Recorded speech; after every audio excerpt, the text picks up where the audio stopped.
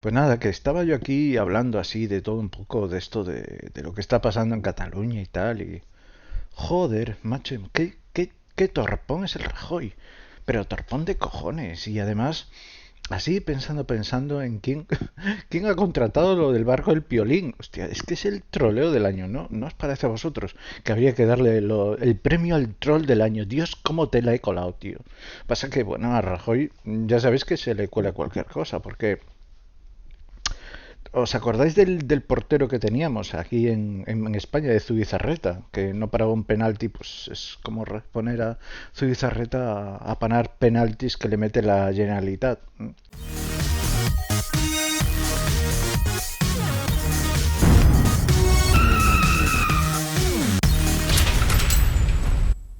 Pero esto es un... Es que no hay por dónde cogerlo, tío. Además es cómico por todo lo que está pasando hoy en día con este territorio, cosa como se le quiera llamar. Eh, Porque de un lado ya veis lo que han contratado de urna, ¿no? No sabes como dicen, si es el cubo del Ikea, si es un contenedor de basura, si es que, ¿qué es esto? Además así opaco, ¿cómo se va a votar así? Yo no veo lo que estoy votando. Con lo bonitas que son las urnas ahí, transparentes, que da una... Esto de frescor, vernel, olor, lavanda y todo eso, democracia limpia y tal. No sé, no sé.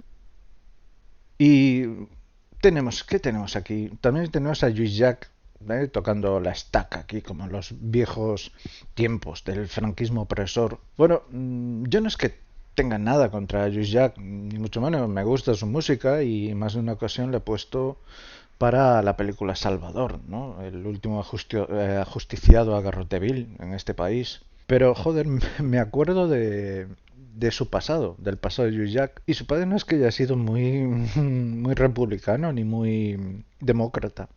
Más bien mandó a su hijo cuando le entró la vena rebelde, porque hay que hablar de todo un poco, y sé que está fatal, porque no creo que haya que culpar a los hijos por lo que han hecho sus padres, ni cómo han sido sus padres en el pasado. Pero oye, que este hombre llegó a militar en las juventudes fascistas y después el padre dijo, oye chico, que le ha entrado la vena rebelde, Maripuri, que el chaval le ha entrado la vena esta rebelde de tocar con la guitarra, protesta y tal, mira, mejor te vas a París y cuando se calme la cosita vuelves y tal, ¿no? Pero eso le ha pasado también a Maragall, antiguo presi de la Generalitat, ¿no? A Pascual Maragall, pues también el conde Godó le pagó el primer máster en Europa y se fue a Nueva York con gastos pagados por el gobierno, franquista, por cierto, pero oye, estamos así. Sí que hablan del PP, ¿no? Sí que hablan del PP, del pasado franquista y todo eso que tiene la fundación. Joder, pero los independentistas, como hurgues un poquito, como escarbes un poquito ahí, te sale la de Dios. Entonces estamos como estamos, ¿no? Yo, la verdad es que no tengo ningún tipo de apego, digamos, patriótico a esta España, digamos. Sé que vivo aquí, sé que se me respetan ciertas libertades, sé que el PP lo está haciendo de pena, porque el PP se sabe que es como es, ¿no? Como os he dicho siempre, ha sido una red clientelar de caciques y que benefician a sus caciques. Igual benefician a sus caciques aquí en Galicia con los agricultores, con el tema de la leche, que también pues los catalanes y el gobierno catalán ha financiado de forma descarada a sus agricultores y con fondos provenientes de Europa, porque las cosas son así. Aquí Europa parte la pana y si picas un poquito aquí, un poco del otro, y si eres periodista, te cae una columnita en el Avui, te cae una columnita en La Vanguardia, te cae, pues bueno, vas haciendo, ¿no? Como toda esta generación de extranjeros que han venido aquí, ingleses, uruguayos y todos que de repente se han sentido catalanes, se han dado cuenta de que eran de aquí y bueno, están ahí chupando de la canoa, o sea, chupando de la teta al final. Bueno, si conociendo un poquito la historia de este país, lo que pasó en 1614, ¿no? Que, bueno, una especie de condados catalanes se fueron a Francia a probar suerte, a ver si allí los trataban mejor. Se encontraron con Luis XIII, un rey súper absolutista, que era más centralista de lo que era el rey aquí, y dijeron, bueno, mejor nos volvemos para la península ibérica, no vaya a ser que nos corran a hostias y se nos acabe el chollo, ¿no? Después esta historia del adoctrinamiento, ¿no? Yo hablo por mí. Yo no he sentido nunca un adoctrinamiento español. Más bien fue lo contrario. Por lo menos como yo lo estudié, ¿no? Como estudié Historia de España, le estudié como hechos, como causa-consecuencia, y por esto vino lo otro, y lo otro, y lo otro, y lo otro dio la otro. Pero no de esta grandeza de lo que pudimos ser o fuimos o lo que sea. Bueno, hay hechos memorables, hay hechos heroicos, hay batallas contra ingleses, contra, no sé, contra los piratas berberiscos, contra... Hay un mogollón de cosas que sí merecen la pena señalar porque, bueno, fue un gesto heroico, pero de ahí a ensalzarlo de una manera que somos los más mejores y aquí partimos el bacalao todo y mira lo grandes que imperio tuvimos.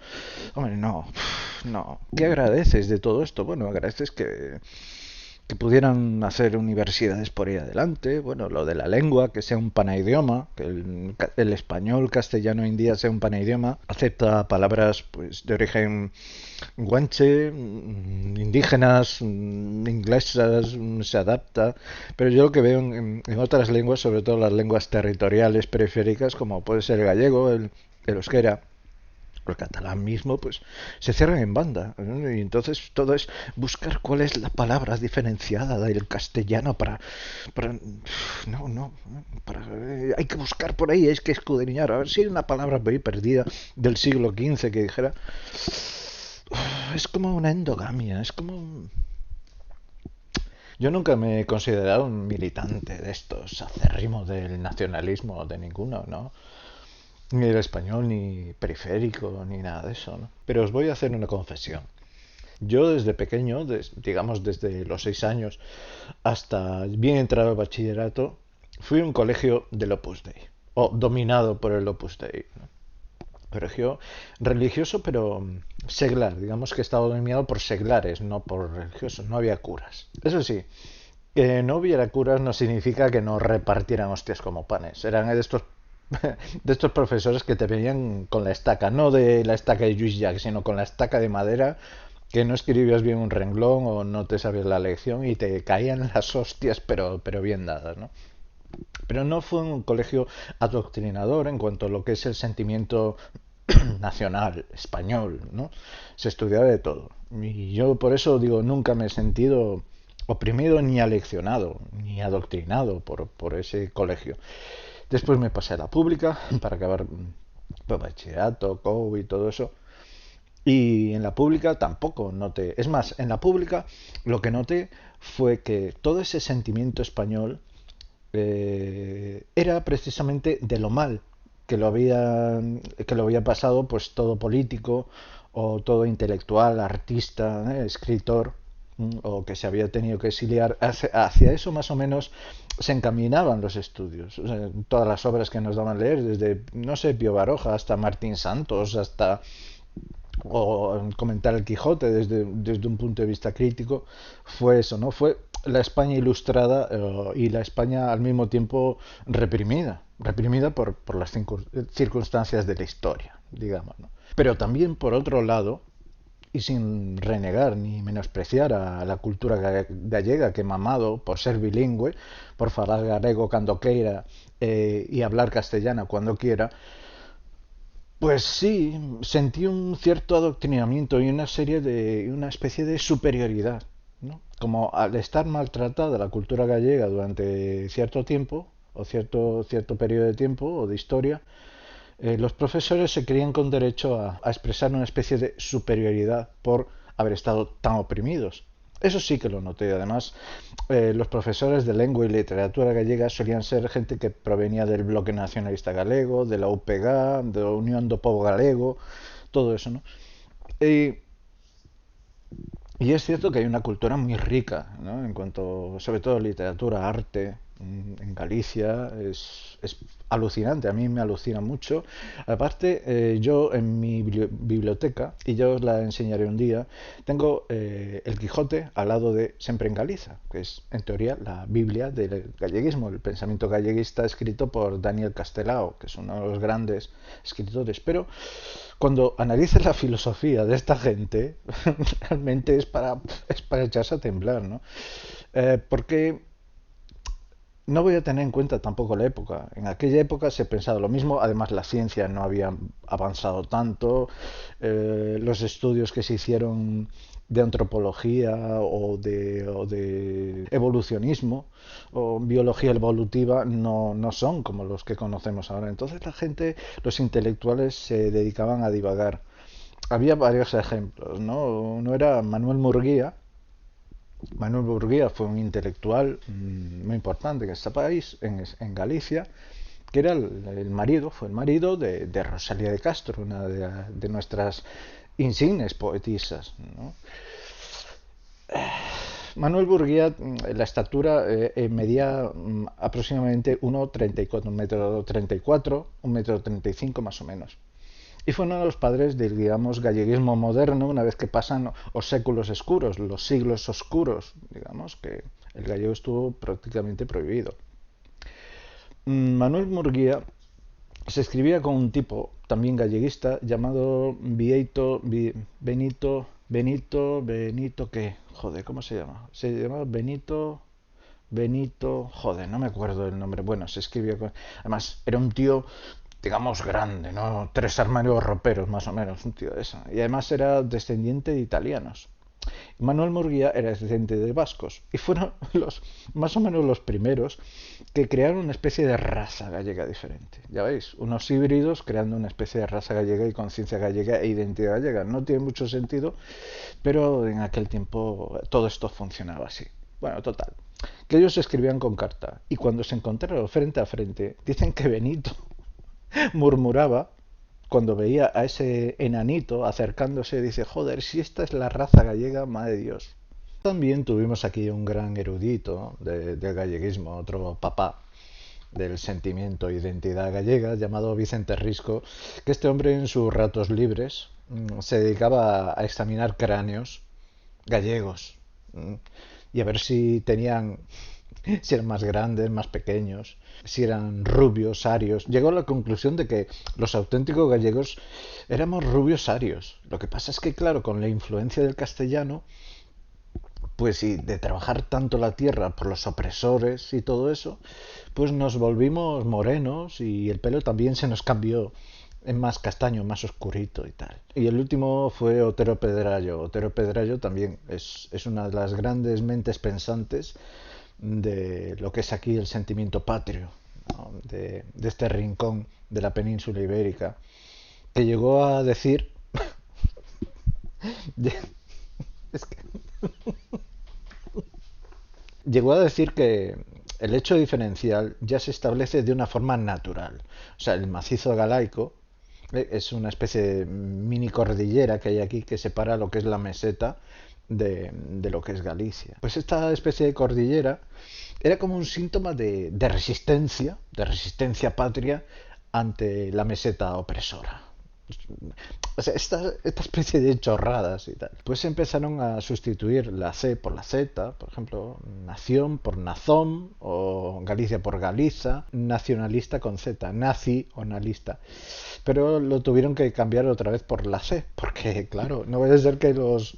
Empezó a surgir y alzarse el nazismo, esto de los cráneos, esto de los arios, para que veáis que, bueno, el nacionalismo, si es una cuestión de etnia, como es la cuestión del pH vasco este que se inventaron, o el nuevo estudio genético de la Generalitat que comparaba, había parecidos genéticos entre catalanes y franceses más que catalanes y españoles, yo creo que es les falta un hervor.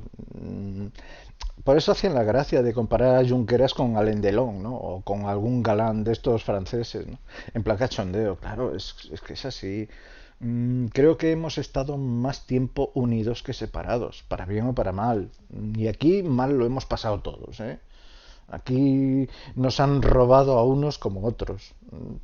Que bueno, que ellos quieran pedir su país independiente, pero que sea con garantías. Por lo menos si lo hicieran con garantías, yo no tendría nada que decir. Digo, si esto es limpio y tal, ¿qué pasa? Estás incumpliendo la ley. Pero es que la ley también, si nos perjudica a todos. No perjudica solo a unos, porque entonces estamos cayendo en una especie de boinismo. Estamos y además, si vas con el adoctrinamiento de los niños también, si vas con el asunto este de que estás cuando uno es niño, pues no tiene, o cuando es adolescente, esa falsa atribución que dice que el adolescente es quien adolece de ciencia, aunque no es así, ¿no? Pero bueno, no está mal, está muy bien logrado todo eso. Claro, todavía no está formado, es una mente sin formar, sin crearse un criterio racional. Y lo que vende más es el discurso emotivo, más que el discurso racional. Por eso la gente se levanta y aplaude y tal. Es como cuando vas a un concierto de tu grupo favorito, de tu artista favorito. Es normal. Sabes que todo eso que te está vendiendo, pues es una pantalla y que la persona lo hace genial.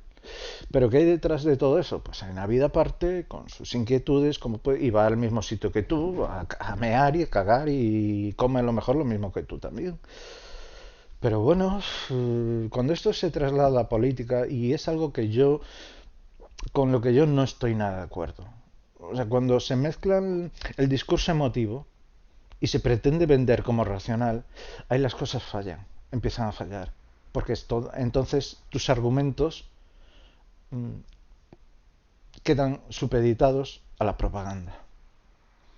Y yo creo que debe ser al revés. O sea, tienes que convencer con argumentos, con razones, con historia contrastada.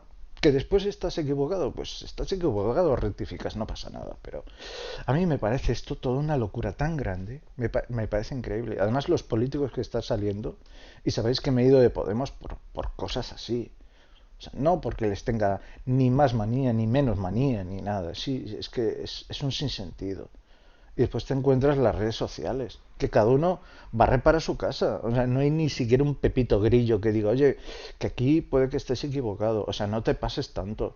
Pero bueno, y ya ves los debates, ves la televisión, que los sabios se han convertido o se han sustituido por tertulianos, que por la mañana, no sé, hacen la fisión del átomo y te explican todo lo de la física cuántica que quieres saber mejor que Einstein, y hasta Einstein le llaman cuñado, y por la tarde pues te hablan, no sé, de la reproducción del berberecho salvaje en primavera y la inmersión, no sé, la inversión lingüística y cómo se debería cambiar estas palabras, la corrección política, la ingeniería social, la neolengua, en fin, y por eso hay gente outsider que está fuera de todo eso. Y yo, la verdad, quiero estar fuera, deseo ser crítico y voy a ser crítico y voy a mojarme.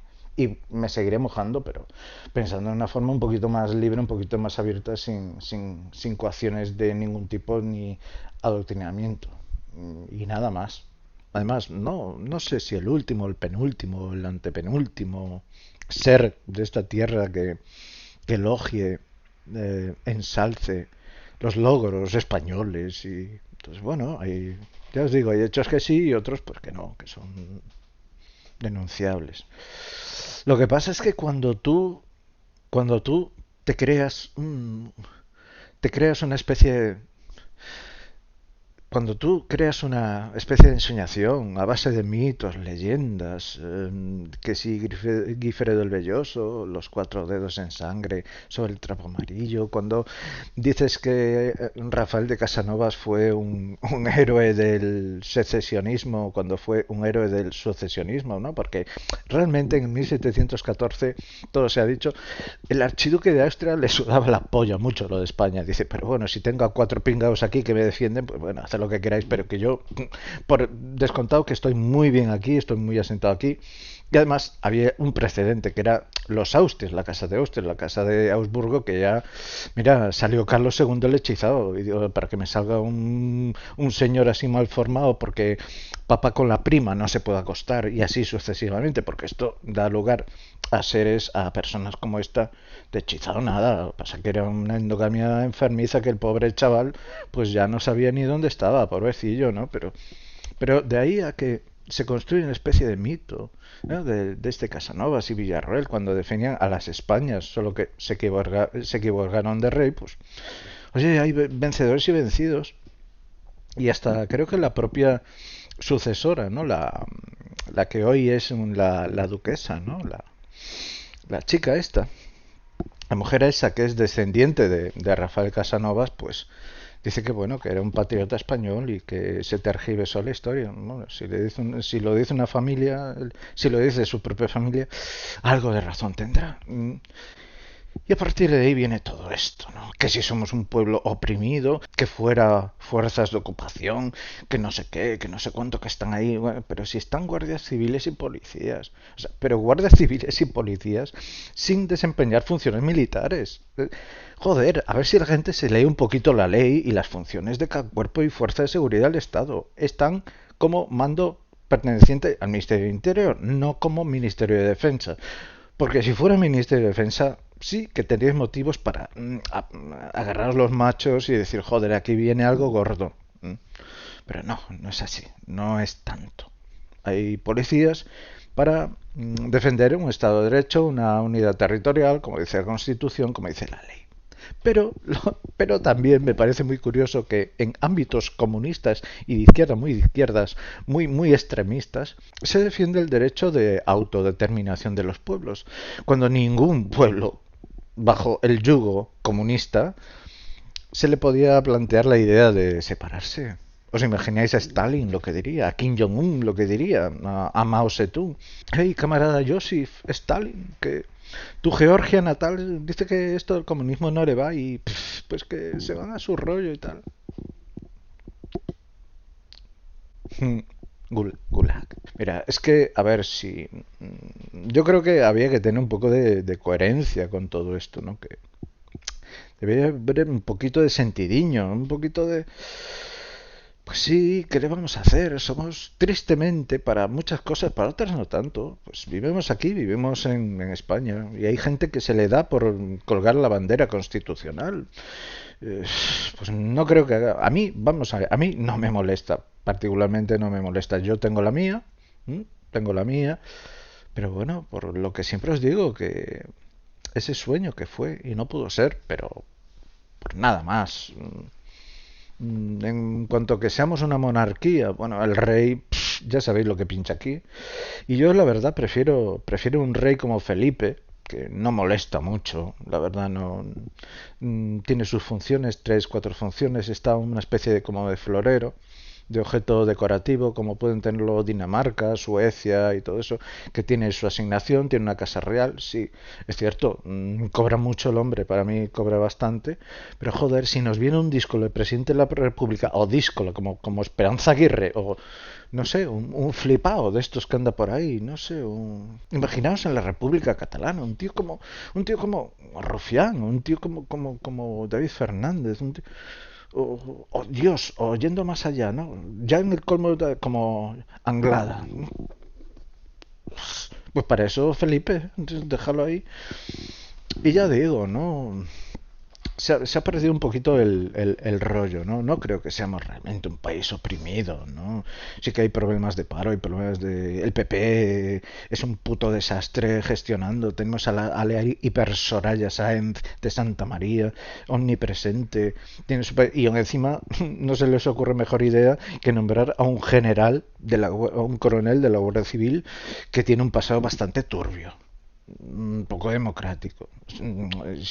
Por lo menos elegid a alguien que tenga una trayectoria un poco más, que sea, sí, que mantenga su autoridad. Digo, autoritario en el sentido de que, bueno, imponga su autoridad, haga cumplir la ley, la ley constitucional y tal. Y si no, pues cambiemos la ley en el Parlamento, con una mayoría del Senado, lo que sea, y se cambia, se va hacia otro modelo territorial. Pero estas desplantes, tío.